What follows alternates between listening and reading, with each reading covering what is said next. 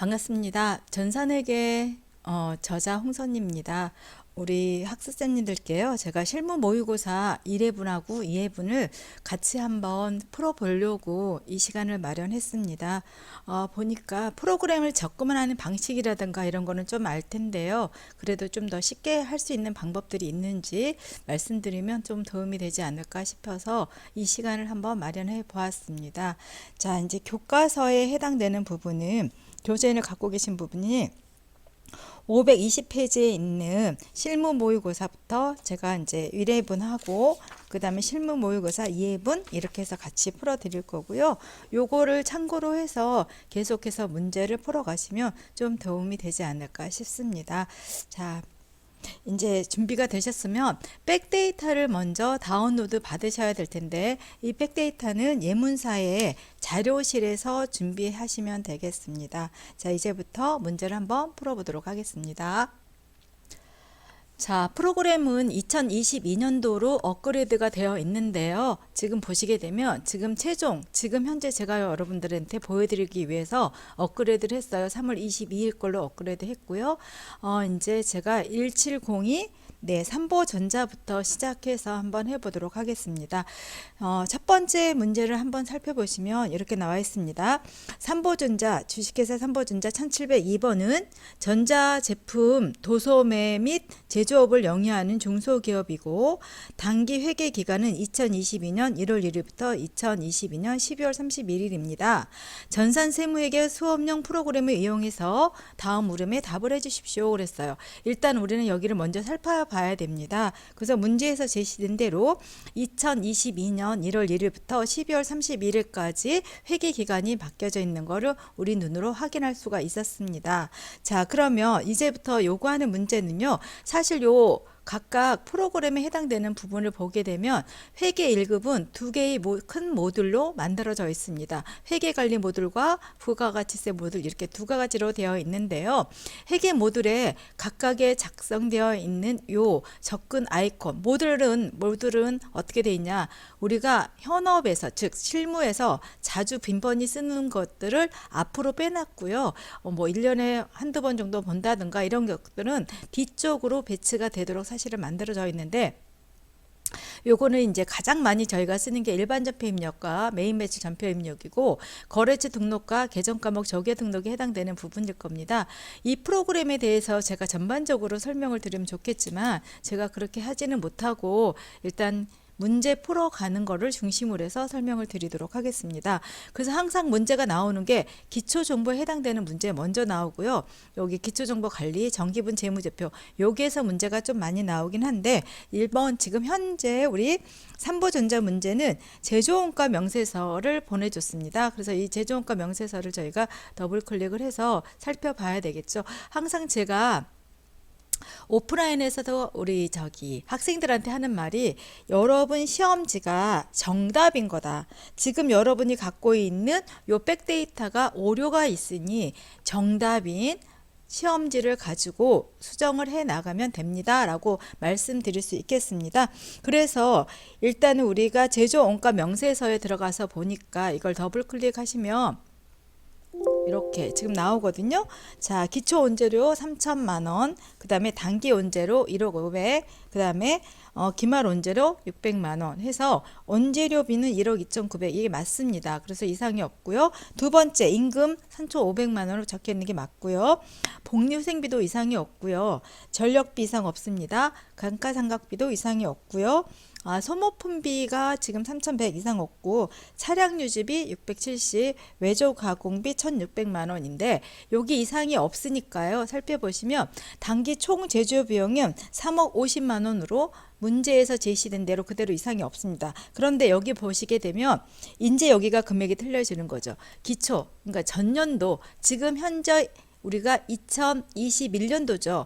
우리 현재는 2022년도지만 지금 우리가 정기부니까 정기분 기준으로 했을 때 2021년도 정기라면 2020년도 말에 기초제공품이 있었다고 지금 얘기를 하는 거죠. 그러니까 2020년도 12월 31일자에 있었던 게 275만 원 이렇게 입력하시고 그 다음에 기말제공품은 지금 여기 끌고 왔어야 되는데 지금 없지요. 그래서 기초제공권까지 하니까 우리가 입력했다니까 3억 3,250만 원, 아니 3억 325만 원 이렇게까지 해서 여기까지 또 이상이 없습니다. 그런데 기말 제공품 재고액이 여기에 블링크로 되어 있으면서 우리가 입력이 안 되는 건, 자, 여러분이 이거는 아셔야 될 거예요. 이 재무제표는 가장 처음 시작점이 어디냐면 재무상태표가 여러분 시작점입니다. 이 재무상태표에 그러면 우리 이제 여러분들이 혹시 원가를 배우셨으면 소멸원가, 미소멸원가를 배우셨을 텐데 이 중에 우리는 재고에 해당되는 부분, 즉 미소멸원가, 아직은 우리가 경제적 효익으로 바뀌지 않은 재고 상태 그대로 있는 거를 우리가 미소멸원가라고 얘기를 하는데요. 미소멸원가에 해당되는 부분은 우리가 재고 자산으로 그대로 되어 있습니다.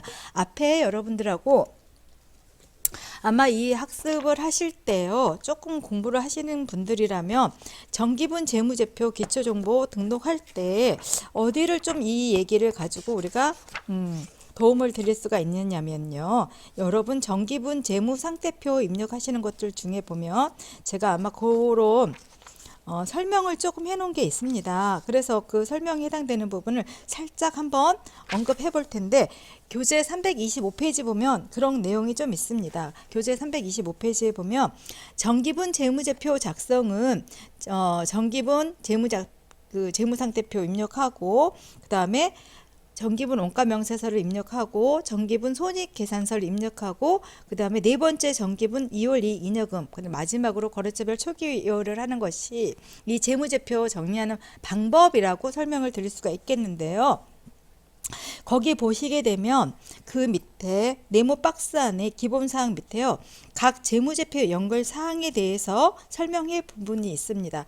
그러니까 즉 미소멸 자산인 재고 자산은 이렇게 되어 있죠. 상품과 제품은 여기다 우리가 재무 상태표에다 입력해주면 요거는 손익계산서로 자동으로 보여준다라고 할 건데, 자, 손익계산서를 한번 잠시 보도록 하겠습니다. 손익계산서에 우리가 제품 매출 원가를 한번 보게 되면 이렇게 300만 원, 즉 무슨 얘기냐, 여기서 다시 가서 봤을 때 상품 300만 원이 있었죠. 여기다 입력해 놓으면 이렇게 손익계산서로 넘어갑니다 라고 말씀드릴 수 있는 상황들이었던 거죠. 그러면 다시 또 얘기를 한다면 이 얘기는 어떤 얘기가 되냐면, 약속한 대로 이 프로그램은 숫자와 그 다음에 혼자 움직이지 않고요, 서로 앞뒤로 연결해서 사실 움직이기 때문에 이해를 하시면 되겠습니다. 그러면 여기 있는 이 제품 200만 원을 내가 입력했으면 요거는 손익계산서로 간다고 그랬죠. 그래서 제가 항상 이거 두 개는 묶어서 이건 손익계산서 확인해라. 그럼 손익계산서에서 제품 매출 원가 보시면 이렇게 200만 원 있죠. 그러면 중요한 건 다시 그 밑에 지금 현재 제가 325페이지를 가지고 설명을 드리고 있어요. 153번 이 원재료는 어디냐면 원가 보고서하고 관련된 부분이고, 제공품 169번도 원가 보고서인데 여기에 이제 우리는 제조 원가 명세서에 저희가 가도록 되어 있는데 지금 여기서 500만 원이 빠져 있으니까, 그러면 우리는 169번 제공품을 해서 500만 원 입력해 주게 되면 이렇게 차대가 이상이 없고요. 정기분 재무상태표에서 방금 입력을 했기 때문에 우리가 어디냐, 이 원가 명세서가 저희는 다시 조회 이렇게 누르면 데이터를 다시 불러올까요? 그러면 이렇게 방금 재고에, 그래서 500만 원이 끌고 왔죠. 그래서 우리가 요 얘기 해당되는 부분 끌고 올 수 있는 방법이 바로 이 부분이다라 말씀드릴 수 있고, 우리 여기 이 7번에 타 계정에서 대체는 다른 데서 와서 이거는 플러스라는 개념이에요. 덧셈을 해주라. 즉 이게 어떤 경우라고 말씀드릴 수 있냐면요, 우리가 그렇죠, 계정 과목 내가 잘못해서 전표를 우리가 원재료로 잡혀 있다고 한번 생각을 해봅시다. 제공품인데 원재료라고 했었을 때 우리는 회계 처리를 하게 됩니다. 그래서 차변, 이게 원래는 지금 어떻게 원재료로 잡혀 있는 거예요, 재고에. 근데 이게 제공품이다. 그럼 원재료는 줄어들고 그 다음에 제공품은 늘어나야 되니까 적요를 쓸 때 7번 요 해당되는 여기는 아마 여러분들이 수업을 하면서 이 얘기를 많이 들으셨을 거예요.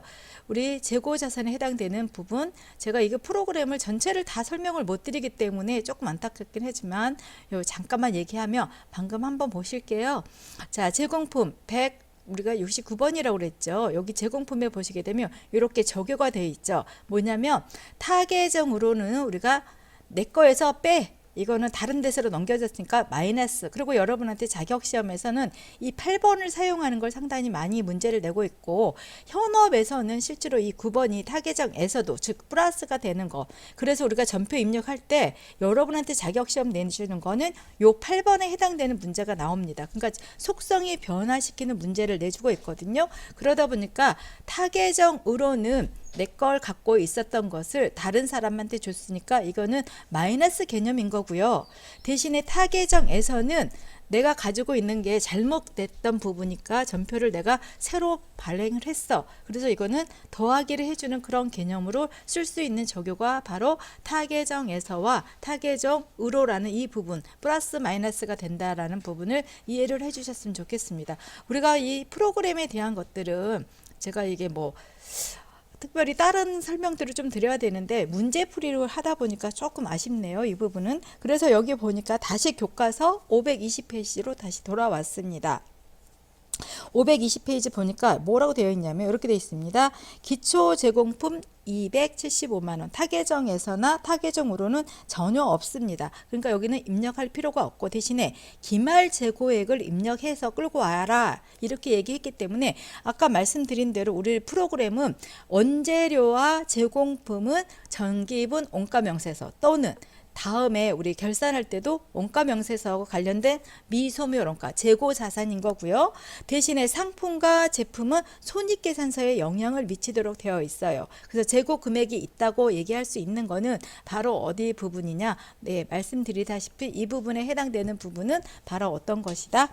네, 요거는 이제 손익계산서 아니면 제조원가 보고서 이렇게 여러분들이 구분해서 쓸 수 있으시면 되겠습니다. 그래서 520페이지에 문제에서 제시된 대로 단기 제품 제조원가는 2억 9,825만 원이 확정이 됐죠. 그래서 제1번 문제 네, 점수가 이제 끝났습니다. 자, 이제 우리가 두 번째 문제 풀이하도록 하겠습니다. 두 번째는 거래처별 초기 이율 자료는 다음과 같습니다. 이렇게 했어요. 그런데 우리가 문제 넘어가기 전에 원가를 고쳤다는 건 손익계산서가 금액이 바뀔 수도 있기 때문에 우리는 여기 제품 매출 원가 가셔서 여기 단기 제품 제조 원가가 와야 되겠죠.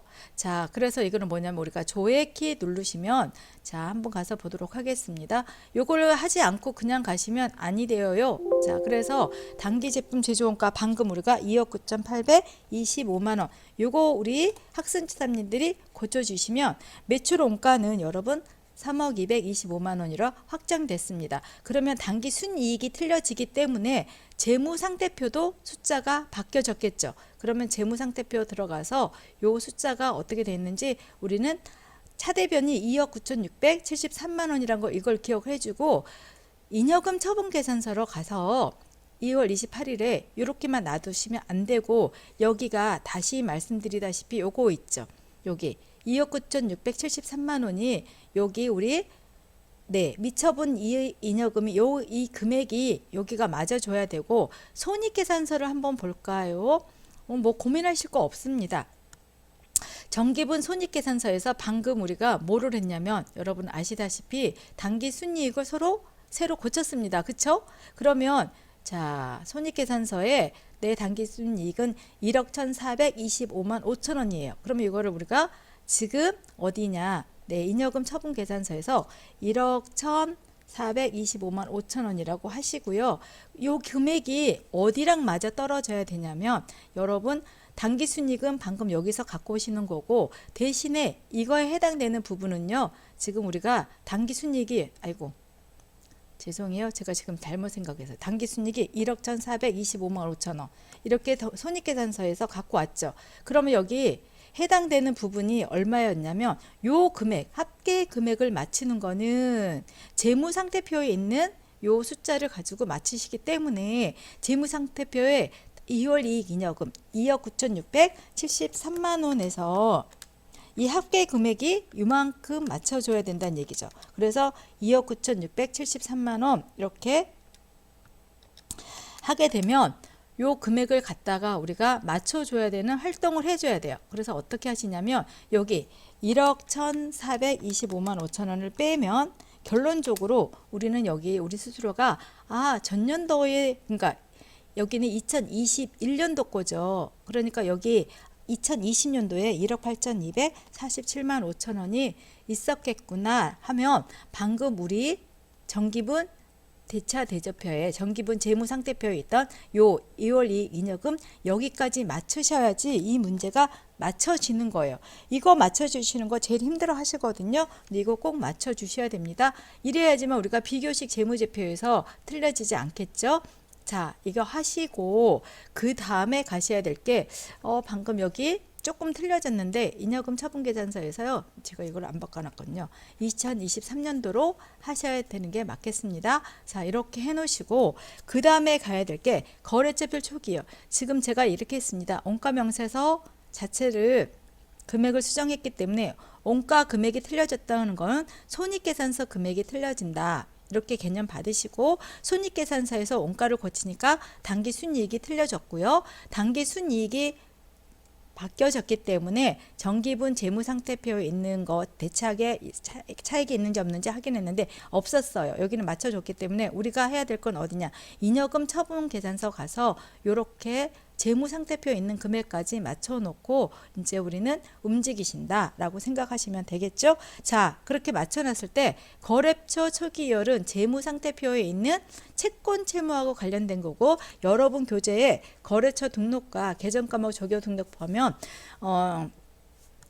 제가 아예 얘기를 했습니다. 어떻게 했냐면 필수 꼭 거래처 코드가 있어야 되는 게 무엇이 있느냐면 채권 채무하고 관련된 계정. 우리가 채권이라고 하면 요거죠. 대부분 어떤 거냐. 외상매출금 받으러. 그 다음에 채무는 외상매입금, 그 다음에 지급보험 정도가 될 텐데 이제 우리 문제 내준 걸 한번 살펴보도록 하겠습니다. 자, 교재 521페이지에 보면 외상매출금 거래처 동일상사는 1862만 원이라고 하는데 동일상사가 지금 없으니까 우리는 여기다가 동일이라고 또는 F2 눌러서 동일을 우리가 찾아보도록 하겠습니다. 자, 동일상사가 있네요. 자, 해서 여기 금액이 얼마라고요? 1862만 원만큼 하고 다른 것도 이게 대차가 없어졌다고 그냥 나가시지 마시고 다른 것도 이상이 있는지 없는지 내용을 한번 살펴봐야 되는데 요거 하나밖에 딱 덜렁 있으니까 요거 하나만 해줘야 되겠네요. 그 다음에 외상매입금에 자, 경성상사라고 800만 원이 누락됐대요. 그럼 우리는 여기다가 또 어떻게 돼요?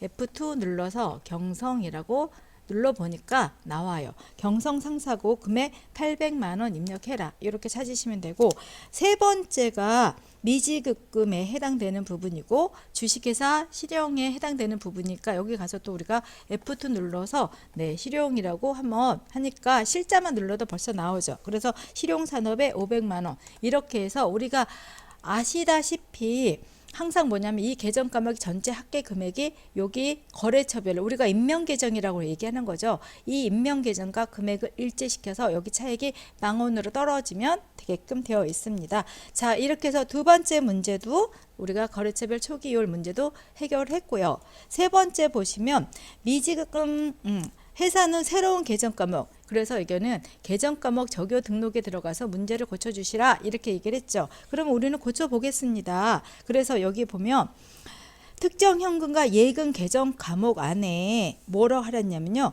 구분을 일반으로 되어 있고 거기에 보게 되면 예금 조교 등록사항에 특정 현금 예금 등록사항에 6번에 현금 조교에다가 특정 예금 현금 입금이라고 쓰래요. 그러면 특정 예금이 여기 보면 177페이지죠. 여기 우리가 코드가 이게 범위표라고 말씀드렸어요. 그런데 이렇게 어떤 계정감을 특별하게 볼 때는 이렇게 그냥 지정하면 그 상태로 그대로 넘어갑니다. 거기에서 우리가 현금 적용을 아래에다가 6번에다가 이걸 입력해 달래네요. 그럼 입력하면 되죠. 여기 어떻게 되냐면 특정 현금과 현금, 특정 예금, 현금, 입금 이렇게 해줄 수 있어요. 우리가 보통 이 특정예금 회사에서 주로 많이 쓰는 게 어떤 거냐면 당좌예금, 개설보증금이 우리가 특정현금과 예금이라는 부분을 사실은 가장 많이 사용하고 있습니다. 자, 이렇게 해서 우리는 520페이지 정기분 재무제표 문제 하나 만들었고요. 그 다음에 두 번째 우리는 521페이지에 있는 거래처 초기율과 그 다음에 계정 과목 적용 등록에 해당되는 부분을 한번 살펴보았습니다. 자, 그러면 우리가 두 번째 문제는 전표 입력에 해당되는 부분이고, 이 전표 입력에 해당되는 부분이 여러분 우리 보통 뭐 24점, 뭐 18점 이렇게 나오는데 일단 문제 풀어보도록 하겠습니다. 먼저 나온 부분은 일반 전표에 해당되는 부분이니까 먼저 한번 살펴보도록 할게요. 자, 항상 제가 저한테 수업을 듣는 우리 학생들한테도 얘기를 합니다. 지금은 제가 이 문제에는 저는 특별한 달이 뭐 한 달, 두 달 이렇게 연결되어 있는 게 아니라 그냥 저는 한 달로 하기 때문에 어떡하냐, 여러분들은 했을 때 항상 먼저 색깔이나 형광펜이 있어서 그 달이 변수가 있는지 없는지 해서 줄을 긋고 시작해라 이렇게 얘기를 하는데, 여기는 다 9월에 해당되는 거 보니까 9월만 가지고 우리가 전표 입력을 해도 되겠습니다. 자, 그러면 9월 8일부터 문제를 한번 풀어볼게요. 상품을 보관하는 창고에 도난의 위험이 있어 주식회사 쌍용 화재보험에 손해보험을 가입하고 3개월치 보험료 60만 원을 당좌예금에서 이체했다. 자, 이걸 우리가 머릿속으로 먼저 한번 회계 처리해보면 차변의 보험료, 대변의 당좌예금 이렇게 되겠죠. 그러면 내가 명확하게 지금 알고 있는 건 당좌예금부터 알아요. 그럼 당좌예금은 우리가 혹시 우리 당좌 계정 있나, 잡혀 있네요. 그러면 지금 이거 적용을 방향키를 이동해서, 여러분 아시죠? 전산회계 운영사는 적용가 무조건 있어야 되지만 전산회계는 한국세무사에서 하는 거는 여러분 적용을 굳이 여러분한테 특별히 요구하지 않는 한은 입력하지 않아도 사실은 문제는 틀리진 않습니다. 근데 우리는 이제 좀 공부를 제대로 하는 사람이니까 한번 해볼게요. 그러면 우리가 뭐라 했냐면 창고 보관, 지금 저희가 보험에 들어겠죠. 창고 보관, 창고 화재보험, 보험 가입 시 결제, 보험 가입, 보험금, 창고 화재보험 가입, 보험료 이렇게 결제라고 한번 써볼까요? 그래서 얼마 줬냐면 저희가 60만 원이라고 얘기를 하고 있습니다. 그러면 차변에는 보험료니까 창고라고 얘기하면 이게 이제 여러분들이 헷갈리기 시작해. 이거 500번대로 해야 될까? 아니면 몇 번대로 해야 될까요? 여러분들이 한번 잠깐 생각해 보시겠어요? 여기서 가장 중요한 건 이 창고에 해당되는 부분이 딱 나오면 갑자기 이제 우리 학생자님들이 이거를 이제 우왕좌왕하게 시작하십니다. 요거를 800번대로 해야 되나? 여러분은 안 그러면 몇 번대로 해야 되나? 굉장히 많은 것들을 고민을 하시는데요. 자, 결론을 내드릴게요. 뭐냐면 우리가 앞에가 생산부, 그 다음에 공장 이런 말이 있으면 그건 두말할 나위도 없이 뭐로 가시면 돼요? 500번대 제조 경비를 사용하시면 되는 거고요. 그러지 않고 이렇게 어떤 특정한 말이 없을 때는 여러분 판단에 사실 맡기고 있는 게 사실입니다. 그러니까 이 보험료에 해당되는 부분을 그러면 800번대로 해도 되나요? 네, 해도 됩니다. 그래서 여기는 여러분 800번대 보험료라고 해서 우리가 보험료 치면 여러 개 나오는데 그 중에 800번대 여러분 아시죠? 그래서 800번대 하시고, 여기서 우리가 만약에 돈을 안 집어넣었다면 우리 이제 뭐가 문제가 되냐면, 여러분 미지급이니까 거래처 채권 채무지만요, 사실은 이 경비에 해당되는 부분은 그닥 그렇게 거래처 등록을 하지 않아도 문제가 틀리진 않습니다. 답이. 그런데 이제 우리는 경비도 요즘에는 거의 다 주고, 요 보험료 같은 경우 엄밀히 얘기하면 보험 기간이 지금 9월부터니까 1년치를 들었다 그러면 2022년 9월 며칠부터 8일부터 2023년 9월 며칠이요? 7일까지 들어갔기 때문에 원래 회사에서는 여기 날짜를 사실 쓰게 돼 있을 텐데 우리 그 학습자님들한테는 그렇게는 요구하지 않기 때문에 거래처 이게 등록해 주는 거는 나중에 보험료 개정 과목 중에 뭐가 있는지 사실 좀 뽑아갖고 편하게 쓰기 위해서 그렇게 할 수 있을 텐데 사실은 비용이기 때문에 굳이 거래처 등록은 사실은 하지 않아도 됩니다만 거래처 등록해 놓으면 업무 처리하기가 좀 편하시겠죠? 그래서 이제 그렇게 쓰는 경우가 좀 있으실 겁니다. 자, 이제 12일 거 한번 해 보도록 하겠습니다. 진영전자에 상품을 주문하면서 계약금 명목으로 300만 원을 당좌 예금에서 이체했다. 가장 중요한 건 여러분, 주문해서 내가 돈을 미리 준 거는 나중에 그 회사에 재화를 받아오기 위해서 선급금을 줬다고 얘기하시면 돼요. 그래서 이거는 차변의 선급금.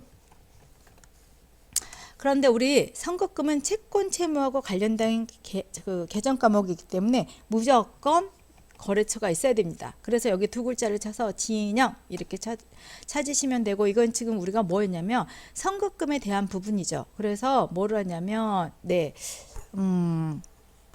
상품 주문 시 계약대금 이렇게 해서 금액이 얼마냐면 300만 원이고요. 우리 회사 지금 어디서 나갔다는 거예요? 당좌 예금에서 나갔다고 했습니다. 자, 당좌 예금은 아까 우리가 이렇게 처리하시고 내용이 똑같으면 그냥 엔터를 치시면 되겠습니다.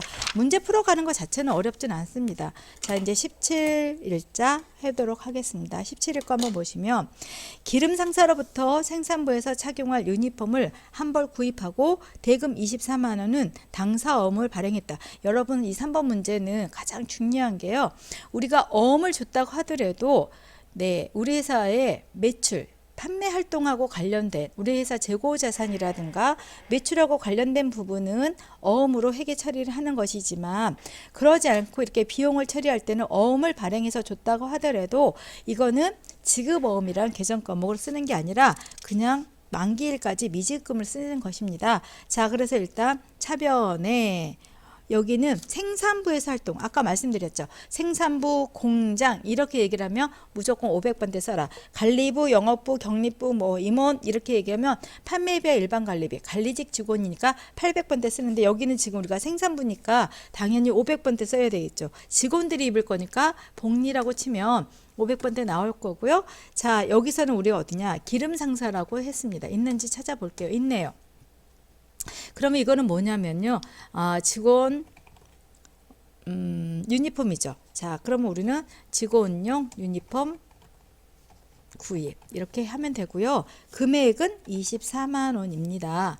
자, 그 다음에 이거는 대금으로 줬기 때문에 만기 될 때까지 미지급금이고, 이 미지급금은 거래처 코드가 필수 있어야 되고요. 여러분, 우리가 플러스 기능키가 여러 가지 기능키 있는 거죠. 금액도 단축시키고 위에 있는 거래처하고 똑같을 때 이렇게 플러스 눌러서 엔터 치시면 이렇게 우리가 쓸 수가 있습니다. 그리고 또한 중요한 건 여러분, 위에 있는 이 거래처 코드가 없고 요것처럼 하게 되잖아요. 그럼 이 문제는 틀리다고 답이 여러분한테 정답 주지 않습니다.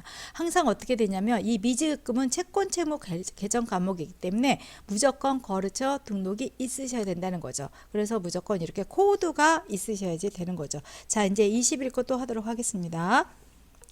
관리팀 사무실에서 사용하는 전화의 전화요금 65,000원, 지난달 요금 55,000원과 미납 연체료 5,000원을 인제냈대요. 그러면 여러분, 이거는요, 다 이거는 연체료 마저도 통신부를 처리합니다. 이거는 이제 경비 규정에 그렇게 되어 있기 때문에 이렇게 처리하시면 되고, 현금으로 했으니까 이거는 출금 전표죠. 그리고 우리는 통신비 어떤 분들은 여기 연체료를 잡손실 이렇게 하시는데 요거는 그냥 몽땅 다 통신비로 처리하시는 게 맞습니다. 그래서 다 합쳐서 여기는 어디냐? 관리팀 사무실에서 전화요금을 지난달에 안 냈어요. 그러면 우리는 전화 납부했대요. 그래서 125,000원 이렇게 처리하는 겁니다. 이 문제 연체료를 어떻게 처리할 것인지 보여드리는 문제였고요. 자, 그 다음에 그 밑에 다시 17일 거 다시 보겠습니다. 회사는 상품 매입처인 경성상사로부터 상품 매입 시 발행하였던 외상 매입금을 보증 중인 경성상사에서 발행한 한어음을 뭐로 하기로 했냐면 여러분 상계 처리로 했대요. 즉 무슨 얘기냐면 요 얘기라는 거죠. 외상 매입금을 지금 우리가 뭘로 줬다고 지금 문제를 우리가 볼 수가 있을까요? 이거는 뭐냐면 내가 가지고 있던 어음을 내 외상 매입금한테 이거 배서 어음을 준 거예요. 그러니까 차변에 우리는 250 1번 외상매입금 누구냐면 자 여기 보니까 뭐로 돼 있어요? 경성 상사로부터 매입했던 그 외상매입금을 보유 중인 자사의 어음을 다시 돌려준 거죠. 우리한테 갖고 있던 거. 그럼 우리가 경성이라고 하고요. 요거는 지금 뭐냐면 여기 내용이 있으면 좀 좋은데 없네요. 그럼 우리가 이거를 이렇게 처리해야 되겠죠. 어음 그 받을 어음 대체 지급 이렇게 해서 금액을 해줘야 되고요. 금액은 100만 원입니다. 자 대변에 그러면 우리는 뭐냐 내가 가지고 있던 받을 의무이고 채권 채무 계정 과목이잖아요. 이거는 채권 이건 채무죠. 이럴 경우는 무조건 거래처가 있으니까 플러스 넣기서 엔터 이렇게 하신다고 그랬습니다. 그러면 우리는 사실은 요거죠.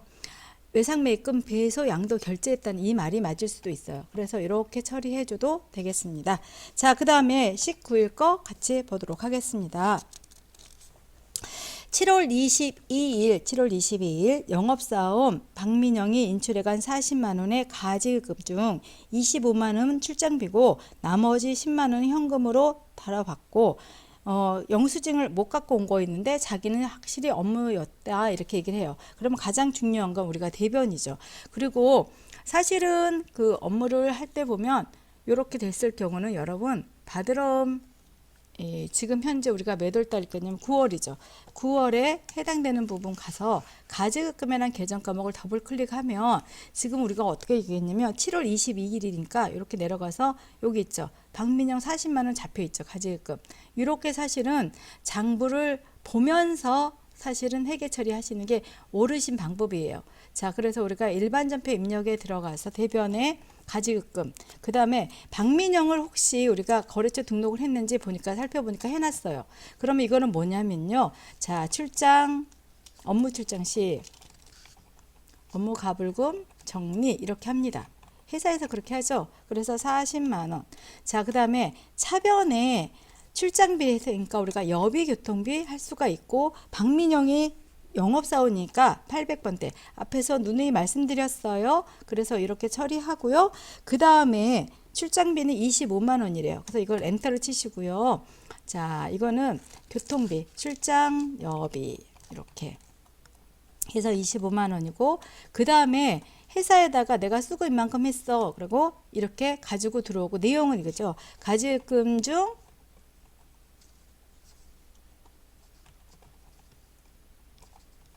일부 회수 이렇게 하죠. 회입. 그래서 얼마냐면 10만 원. 그런데 여기서 뭐냐면 원인 모르게 했기 때문에 일단은 여쭤보니까 위에다가 하니까 잡손실을 처리해 주세요. 그러면 뭐라고 해야 돼요? 자, 박민영 출장 시 어떤 거? 영수증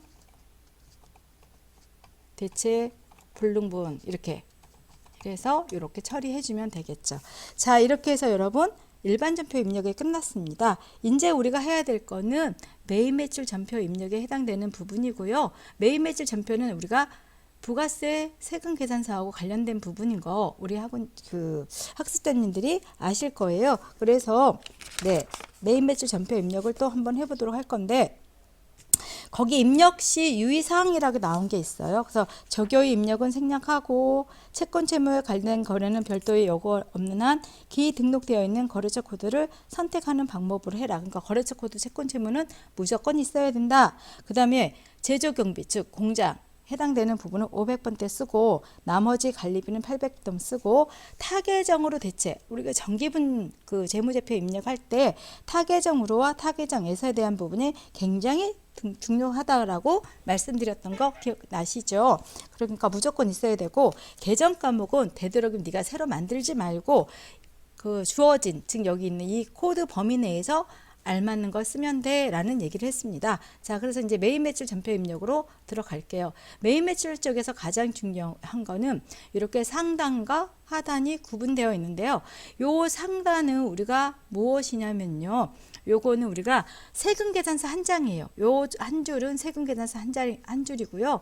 요 세금계산서 한 줄은 우리가 부가세 신고할 수 있는 가장 기본적인 거 돼요. 요게 이제 세금계산서 합격표, 매입매출 장부, 그 다음에 부가세 신고서까지 주는 거고, 여기 비로소 분개를 해야 비로소 우리가 일반 전표와 메인 매출 전표 해당되는 부분과 그 다음에 일개표, 월개표, 내 거래처 원장이라든가 이렇게 적용받게끔 되어 있습니다. 다시 말씀드리면 요거 한 줄은 세금계산서 한 장이란 그런 의미로 받아들이시면 되겠습니다. 자, 9월 5일자로 여기도 받게 되면 5일자로 가서 우리가 한번 입력해 보도록 할게요. 대표이사 자택인 아파트에 사용할 식탁과 의자를 레이디 가구로부터 250만원 부가세 별도로 구입하고 대금은 다음 달에 지불을 하기로 했습니다. 구매 시 공급받는 자를 당사자로 하여 세금계산서를 수령했다고 그랬어요. 자, 여러분 세금계산서 있고 부가세 별도면 아시다시피 지금 우리는 뭐냐면 대표이사의 식탁을 레이드로 여기는 우리가 구입했다고 그랬어요. 그런데 문제는 회사께 아니고 어떻게 이 대표자 거 개인 거기 때문에 이걸 내가 했다라도 이거는 불공제예요. 그래서 여기서 54번을 선택하셔야 돼요. 이거는 우리가 개인적인 공급으로 봐서요. 세금 공제를 받지를 못합니다. 그래서 이거는 이렇게 우리가 54번을 선택하시고 뭐냐면 이거는 네, 식탁 세트 구입 이렇게 했습니다. 자, 금액이 얼마냐? 네, 250에 부가세 별도고요. 어디서 샀냐면 플러스키 눌러서 레이디 가구를 찾아볼까요? 있어요. 자, 이건 전자세금계산서 당연히 신고할 거고요. 요게 당연히 이거 사업과 직접 관련 없는 지출 맞습니다. 자, 그 다음에 이거 분계는 우리가 혼합으로 가요. 이게 왜 이 세금계산서는 여러분 주고받았기 때문에 신고가 들어가야 돼서 이 부분으로 가는 거고요. 이거는 대표이사의 가지금으로 처리할 수밖에 없어요. 대변에 그리고 지금은 뭐냐면 나중에 지급하기로 했으니까 이거는 미지급해서 이렇게 처리해 주시면 되겠습니다. 이 해당되는 부분 여러분 이건 조금 어려운 부분이긴 하지만 이렇게 사장님이 개인적으로 이 세금계산을 끊어서 회사 이름으로 발급한 거는 우리 세법적으로 인정 못 받기 때문에 불명으로 그러니까 불공으로 처리할 수 있는 방법밖에 없다라고 미리 말씀드릴게요. 자, 그 다음에 22일 거 또 한번 해보겠습니다. 공장에서 사용하던 책상 취득세 60만원, 감가상각 무게 20만원을 하위 가구 50만원에 매각하고 부가세 별도로 매각했대요. 그래서 세금계산서를 발행했습니다. 대금 중 5만원은 현금으로 받고 나머지는 보통예금으로 받고 양도시까지는 인제는 안 한다. 이건 세법적으로 양도할 때는 인제 안 해요. 그래서 전년도까지만 하면 되는데 지금 가장 중요한 건 이 9월 22일자에 가장 중요한 거는 세금계산서 기준 금액은 지금 현재 발행하는 거예요. 그리고 내가 부가세를 받았으니까 11번으로 하시고 이걸 하면 우리가 뭐라고 했냐면 비품 매각대라고 해서 금액을 우리가 써주게 돼 있죠. 얼마냐면 여러분 50만 원의 별도라고 그랬어요. 그래서 50만 원의 부가세 별도로 하고요. 누구한테 우리가 매각을 했냐면 하위 가구요. 그래서 우리가 하위라고 쳐보면 하위 가구 나갈 거고 예 여기는 하고 그 다음에 이거 혼합분계 하셔야 돼요. 매출을 한 게 아니라 우리 회사가 가지고 있던 비품이 지금 매각됐고요. 중요한 건 여기 매각대금은 장부 가액이 없어져야 되니까 비품은 212번이고 자 취득가액이 60만 원이에요. 그리고 지금까지 감가상각했던 거는 우리가 감가상각 누계 이게 모자관계 코드로 해서 엄마보다 키가 하나가 더 커지거든요. 돌아와라. 그래서 플러스 1. 그래서 얼마냐? 요거는 지금까지 감가상각한 거 20만 원이고요. 지금 오늘 우리가 뭐를 했냐면 5만 원 현금 받았다고 그랬죠. 오늘 현금 받았고 여기 55만 원 중에 내가 5만 원 받고 50만 원은 보통예금 통장으로 돈을 받았다네요. 그래서 보통예금 통장에 50만 원. 그러면 여러분 아시다시피 이렇게 여기도 보게 되면 차변이 더 크고 대변이 더 작은 경우는 차변이 컸다는 얘기는 내가 이 매각을 해서 손해보지 않았다는 거예요. 그럼 우리가 대변 채워주면 돼요. 여기 앞에가 음수였어요. 마이너스로 되어 있으면 이거는 대변이 크니까 너 손실 봤어. 차변 채워. 이 얘기인데 반대로 차변이 클 경우는 대변이 더 작기 때문에 이익 받습니다. 그러면 이거는 우리가 유형자산 처분 이익이란 계산 과목을 써서 10만 원 이렇게 회계 처리해 주시면 되겠습니다. 자, 22일 거 끝났고요. 그 다음에 30일 거 또 보겠습니다. 본사 건물 임대인 행복빌딩에 대한 당월분 건물 관리비를 현금으로 납부했습니다. 건물 관리비 가세분은 16만 원 부가세 별도이고 면세는 44,000원으로 구분되었으며 각각 세금 계산서와 계산서를 교부받았다라고 얘기를 했어요.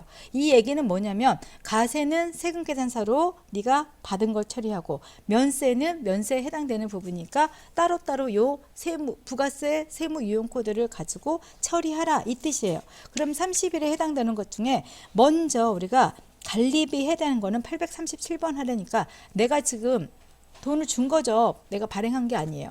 그럼 이거는 건물 관리비 우리 매달 청구 받아요. 자, 그래서 이 금액은 얼마냐면 16만 원의 부가세 별도라고 얘기를 했고요. 행복빌딩한테 우리가 줬다고 얘기하고 있습니다. 행복빌딩이 우리한테 지금 청구 들어온 거예요. 그래서 이렇게 행복빌딩 했고 그 다음에 요거는 우리가 분계를 혼합 분계로 가셔야 되죠. 자, 여기 1번 같은 경우가 이제 아시다시피 여기 현금, 전체 현금, 2번 외상인 거, 3번 혼합인 거. 근데 우리는 지금 혼합 분계로 갈 수밖에 없어요. 왜 그러냐면 현금 관리비를 했다가 3번에 가셔서 뭐냐면 837번으로 쓰라고 그랬고요. 대변에 현금을 해서 일단 돈이 나갔습니다.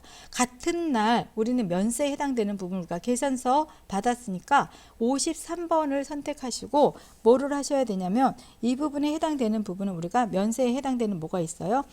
자, 건물 관리비 면세분 청소하는 같은 경우는 여러분 면세 이렇게 해서 얼마냐 청소하는 부분은 여러분 면세 대상이에요. 그 과세 대상이 아닙니다. 그래서 이렇게 44,000원 들어왔고요. 자, 행복빌딩이고요. 자, 넘어갔고 요것도 우리가 3번에 혼합 분계로 하고 이거는 지금 뭐냐면 똑같이 면세분에 해당되는 837번으로 사용하라고 했고 대변에 당연히 현금으로 나간 걸로 처리해 주시면 되겠습니다. 그럼 뭐 이거는 꼼꼼히 여러분들이 보시면 그닥 어려운 건 없으시니까 한 개 한 개 처리해 보면 됩니다. 자, 우리 일반 전표 입력에서는 여기 전표 입력 화면을 끝까지 아까 우리는 9월에 끝났는데 매일 매출 전표 입력은 9월과 11월이 지금 문제가 별도로 구성되어 있으니까 요 11월로 넘겨줍니다.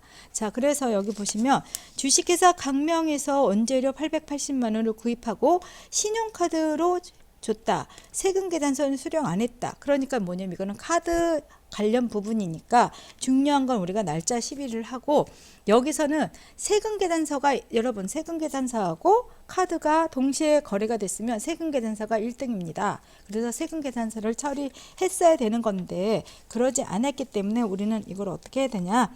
네. 신용카드 결제로 구입했으니까 여기는 57번 카드로 가시고요. 뭘 사왔냐? 우리가 원재료 구입대금이죠.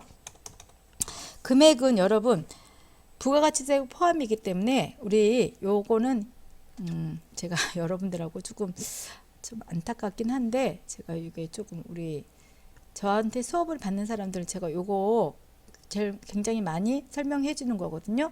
자, 그래서 여기 보면 전체 포함, 전체 미포함인데 이 전체 포함이란 얘기는 합계 금액을 입력해 주면 내가 컴퓨터가 알아서 어떻게 해준다?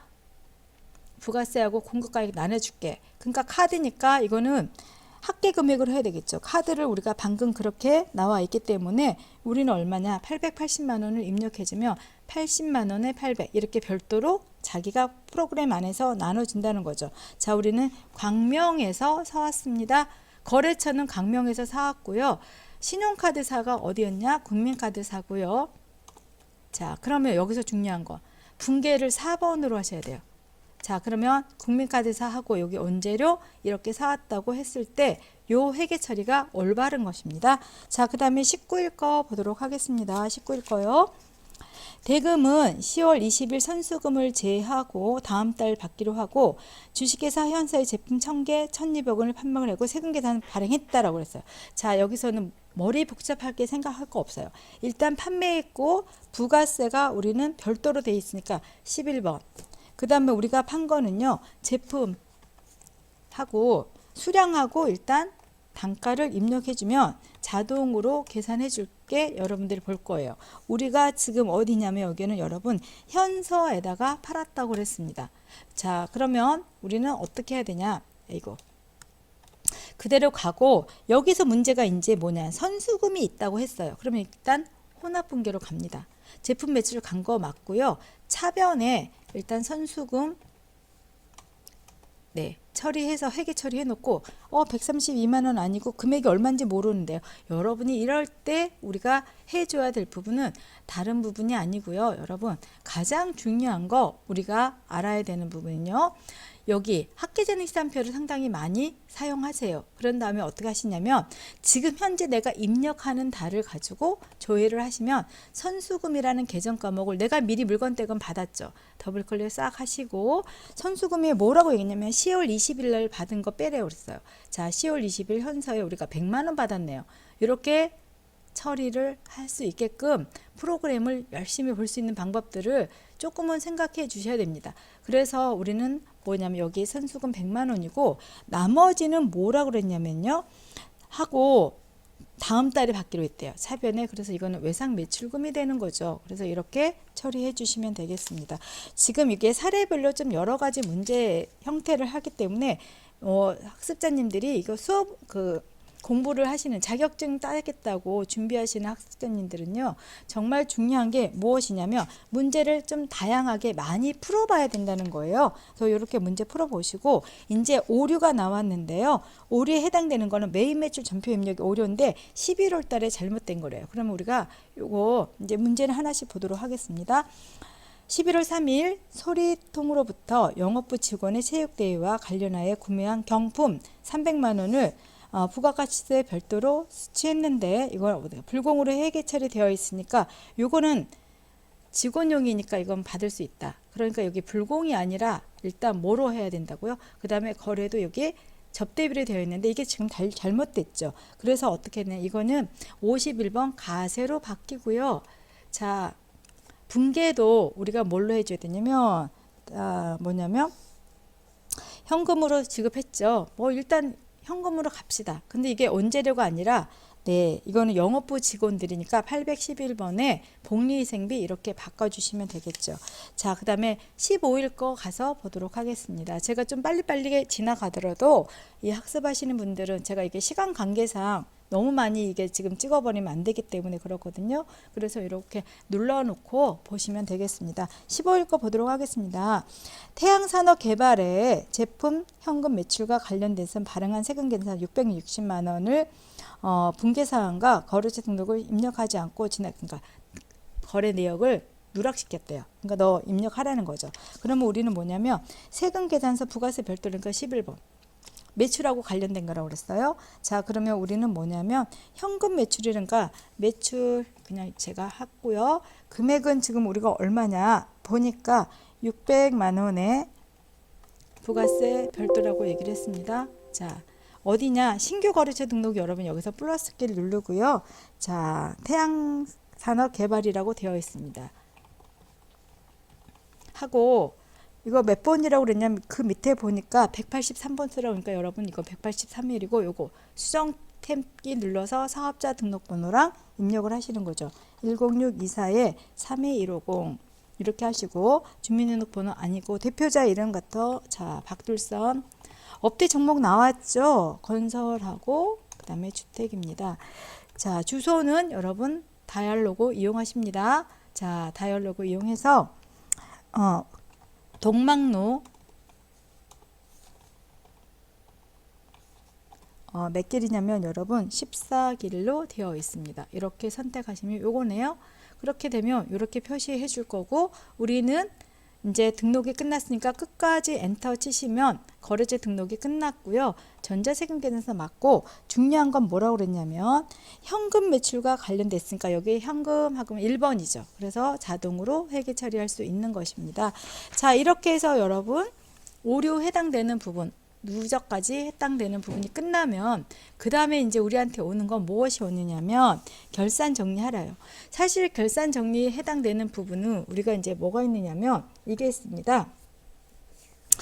일반 전표 입력에서 입력할 사항인지 아니면 결산 자료 입력에서 할 것인지 자동 분계이신 건지 정확하게 구분할 줄 아셔야 되는데 요 해당되는 부분은요 우리 그 학습자님들한테 제가 얘기했던 게 어디냐면 결산하고 관련된 부분이 있어요. 그래서 자, 요 해당되는 부분은 423페이지 보시면 수동 결산이 있고 자동 결산이 있거든요. 이 수동 결산은 일반 전폐에 해당되는 내용이다. 자동 결산은 프로그램에서 입력해라 이 뜻이니까 거기에 해당되는 내용을 살펴보면 1번은 당사는 7월 1일 연치 1년치 본사 영업액 보험료 240만 원을 현금으로 지급하고 어떻게 했냐면 이에 근거로 하여서 기일이 돌려되지 않는 것. 올해 7월 1일 날 했기 때문에 이건 1년치라면 다음 년도 어떻게 해요? 6월 말까지잖아요. 그러면 우리가 240만이니까 반은 뭐가 됐다는 거예요? 올해 거고 반은 내년 거다. 이렇게 생각하시면 되겠네요. 자, 그러면 우리는 자, 일단 한번 봅시다. 7월 1일이 아니라 6월 6일 하고 수정을 하도록 했다. 그러니까 전표도 잘못됐대요. 자, 이렇게 해서 좀 어려운 문제를 내줬네. 그럼 우리 눈으로 봐야 됩니다. 6월 1일 들어갔더니 아이고 6월에 자 그러면 뭐가 있을까요 여러분? 여기 보면 계약 체결일은 언제냐 7월 1일이 아니고 6월이다. 그러니까 한번 가서 볼까요? 날짜 요 보험료 어떻게 하셔야 될까요 여러분? 자 여기서 보게 됐으면 7월 1일이 아니라 6월 2일을 확인하고 수정해라. 그러니까 보험료 준 거는 6월 1일 날을 냈다는 얘기예요. 보험료는 그냥 미리 얘기했다는 거죠. 그러니까 우리가 먼저 뭐 해야 되냐면 요 보험에 해당되는 부분 뭐 하셔야 돼요? 삭제. 그리고 요거 몇 월 달로? 6월 달로 가서 너 정리해 이 뜻이에요. 그러면 우리가 6월 1일자로 가서 현금이 나갔죠. 그래서 어떤 거냐 우리가 본사 영업부의 보험료. 그래서 이거는 어디서 했냐면 우리는 보니까 어떤 보험료인지 없으니까 그냥 넘어갈게요. 그래서 이거 어떤 거냐 여러분 본사에 해당되는 부분이니까 뭐 자동차 보험 아니고 화재 보험료 냈다. 그래서 얼마 냈냐 240이다. 일단 이 문제를 먼저 풀으셔야 돼요. 6월 1일자로. 그런 다음에 내가 미리 낸 건 이랬지만 12월 31일자에 그러면 우리는 반이라고 생각했는데 12월 31일자에 이 문제가 또 있는지 확인하셔야 돼요. 내가 결산 분계도 잘못했다는 얘기죠. 31일자에 요거 이 분계도 잘못됐는데 삭제하지 마시고 120만 원이 아니라 240만 원이니까 한 달에 20만 원이니까 이거 100만 원으로 그냥 고치셔도 되고요. 요거를 내가 손으로 이렇게 하셔도 돼요. 삭제를 해도 되나요? 네, 삭제해도 되고 이렇게 수정하시는 문제를 하라는 얘기죠. 자, 7월 1일 날 있는 건 삭제했고요. 6월 달에 가서 정상적으로 처리했고 대신에 12월 30일 날 딱 반이라고 생각하고 120 했는데 그게 아니라 한 달 더 일찍 가입한 거니까 내년에 넘어갈 거는 100만 원이야. 이렇게 해서 처리해 달라는 얘기를 지금 했습니다. 자, 두 번째 단기말 추가 설정할 퇴직보험 충당계는 다음과 같습니다. 이거는 어디 가냐면 여러분 결산자료 입력에 들어가시는 거예요. 그래서 1월부터 시작해서 12월 그러면 우리는 퇴직금 충당금 당해 연도에 지금 우리는 어떻게 되면 더 추가로 해야 된다고 지금 되어 있네요. 그러면 이거는 우리가 어떻게 했냐면 퇴직급여 충당금에 해당되는 부분 우리가 더 추가를 하니까 여기 여러분 더 추가를 하려면요 추가 설정에 여기가 얼마여야 돼요? 1000만 원이 되려면 1000만 원이니까 여기 그냥 추계액이 2000만 원이면 이렇게 1000만 원 됐고요. 그 다음에 일반 관리 죄송해요. 관리직 직원 거 여기 500번 대니까 여기다 해야 되겠네요. 2655만 원 하게 되면 관리직 거는 1000만 원이 됐고 대신에 생산지 직원은 2500만 원이니까 여기를 얼마 하셔야 돼요? 2500 해야지 여기가 1500만 원이 늘어나야겠죠. 이렇게 해서 결산 반영 하게 되면 자 보실게요. 퇴직급여 이렇게 1500만 원 하고 그 다음에 하단에 내려가서 보시게 되면 본사 거에 해당되는 거 1000만 원 이렇게 찍혀 있는 게 눈에 보이실 겁니다. 자, 그 다음에 세 번째 3년 전에 신한은행에 장기 차입 중에 1년에 도리한 차입금 2천만 원이 유동성을 했다. 그러니까 이거는 뭐냐면 1년 재무 상태표가 1년 이내로 돌아됐으니까 이거는 일반적 입력으로 돌아가서 12월 31일자로 뭐 하라는 얘기예요? 장기 차입금을 유동성 차입금을 하고 대체해라는 뜻이게 되겠죠. 자, 31일자로 우리가 결산 차변 결산 대변 쓰라고 그랬으면 이렇게 쓰고요. 보통 우리가 3번 4번 쓰는데 저는 오도록 할게요. 자, 그러면 우리가 장기 차입금에 해당되는 부분 쭈루룩 내려가서 했고 이 장기 차입금은 누구한테 가냐? 신한은행이라고 했으니까 신한은행 있는지 찾아보면 나오네요. 그래서 장기 차입금 유동성 대체를 했습니다. 얼마를 대체를 했냐면 여러분 2천만 원이라고 그랬어요. 나머지 자 그러면 결산 대변은 뭐냐면 이걸 유동성 네 장기 차입금을 하고 거래처는 위에 있는 거 똑같이 해야 되니까 플러스키 눌러서 이렇게 처리해 주시면 되겠죠. 근데 중요한 건 여러분 여기서 막으시면 안 되고 결산에 해당되는 부분은 우리가 1년의 절차를 하셔야 됩니다. 자, 그래서 1월부터 12월까지 하시고요. 전 데이터 틀리지 않았으니까 끌고 오고 여기까지만 결산해서 끝나라고 그랬으면 우리가 여기 꼭 전표 추가 누르셔야 돼요. 전표 추가 누르시고 그 다음에 이 결산이 끝났다는 얘기는 이제 여기는 정기분 있고 단기는 이쪽이죠. 뭐가 확정이 됐냐면 원가 명세서가 확정이 된 겁니다. 그러면 제일 하단에 단기 제품 제조 원가 확정된 거 2억 7천이라는 거 아셨으면 손익계산서에 그렇게 영향을 미쳤는지 우리 눈으로 확인을 하도록 하겠습니다. 그래서 네, 2억 7천 이렇게 왔죠. 마지막으로 여기서 우리가 손익계산서는 단기 경영성과에 해당되는 겁니까? 7억 4,700이 만들어져 있으니까 잉여금 처분계산서로 가셔서 아니요 하시면 이렇게 긁어와서 우리는 뭐로 할 거냐? 마지막으로 재무상태표로 넘어가시게끔 되어 있습니다. 그래서 12월 달에 가셔서 이건 상관없어요. 일단 여러분한테 묻지 않으니까 하단에 우리가 봐야 될 거는 정기분 단기 순이익하고 단기분 단기 순이익이 이렇게 두 개가 표시가 되어 있는지 여러분 눈으로 확인하시고 난 다음에 뭐 하시냐? 이제 조회 문제를 하시는 거예요. 그래서 조회 문제 풀어보도록 하겠습니다.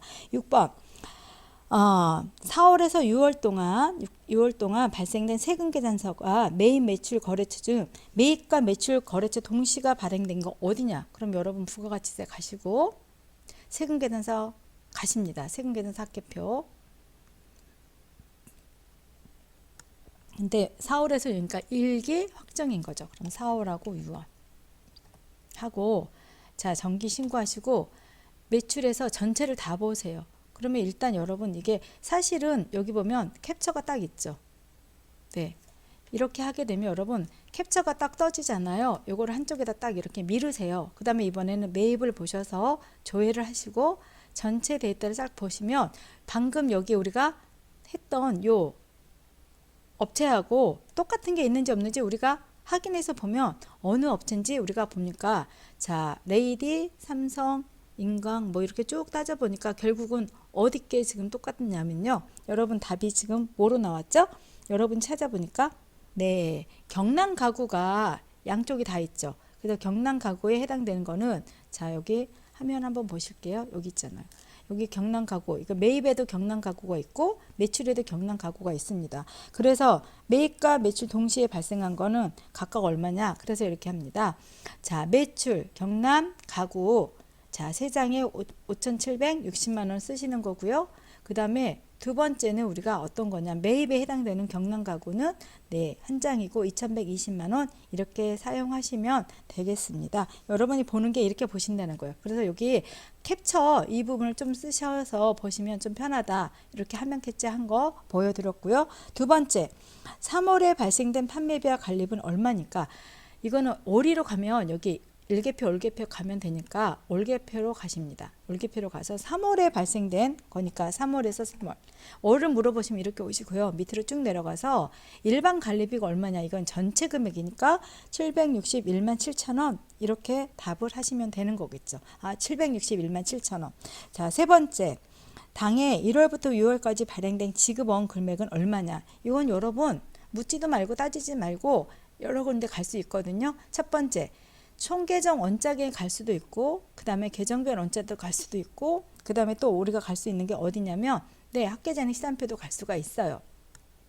그런데 1월부터 6월까지 발행된 지급어음이니까 저는요 그냥 월계표로 가볼랍니다. 왜? 전년도 2월 된 거 안 보겠다는 뜻이죠. 그러면 순수하게 1월부터 6월 달까지 막 하고 밑으로 쭉 내려서 지급어음을 발행했다는 건 대변에 있는 금액이니까 답은 6,800이 되겠습니다. 보는 것들에 해당되는 거 여러분 많이 생각해 보시면 될 거고요. 이거를 사실은 총계정 원장에 가셔서 봐도 돼요. 그래서 총계정 원장을 좀 가면 되는데 저 같은 사람은 이 프로그램을 좀 많이 알다 보니까 내가 좀 편한 게 어딘 거 알죠. 자 1월부터 6월 30일까지 가고요. 지급어음 계정이라는 게 저는 또 머릿속에 있으니까 이렇게 하니까 6,800만 원 이렇게 나올 수 있다는 얘기죠. 그래서 금방 할 수가 있습니다.